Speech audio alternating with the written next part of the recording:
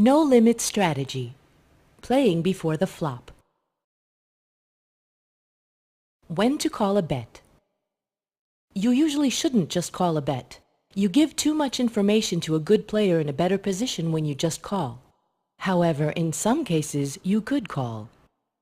When you have a hand that is not easily dominated, hands like a medium or small pair or suited connectors, these hands like a lot of opponents. For example, Queen-Jack suited or a pair of sixes.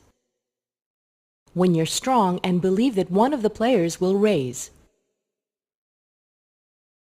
When you have good pot odds, for example, 6 players called, and you have a 9-8 suited. When to raise. As we said before, in No Limit Texas Hold'em you should carefully consider which hands you are going to play. Therefore, once you've decided to play, the hand is probably worth raising. How much to raise? We usually recommend raising between 2 to 6 times the big blind. When you're in an early position, tend to go for 2 to 3 times the big blind, and from late position 5 to 6 times.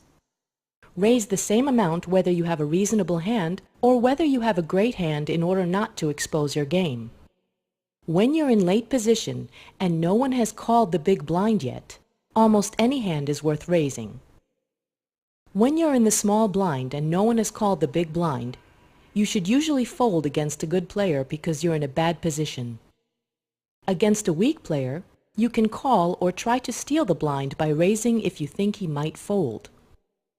If one player raised, some of the other players called, and you have a good hand, go for a big raise. If you think the first raiser might fold, he might make it difficult for the rest of the players who hadn't re-raised him to call your big raise. Stealing the dealer's button. As we said before, position is one of the most important factors in No Limit Texas Hold'em. Therefore, sometimes try to steal the best position even if you're sitting to the right of the dealer's button. You do that by raising. If the appropriate players are sitting to your left, you can do this even if you are sitting 2 places to the right of the dealer. Going all in. This move is one of the most exciting moves in poker. Go all in when you think you have the best hand and one of your opponents will call. You don't have the best hand but think the other players will fold. You are getting good pot odds no matter what the other player does. Examples for going all in.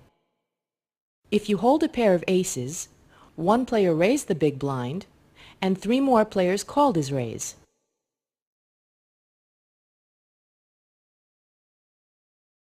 If you have a pair of sevens, one loose player has raised and no one has yet called.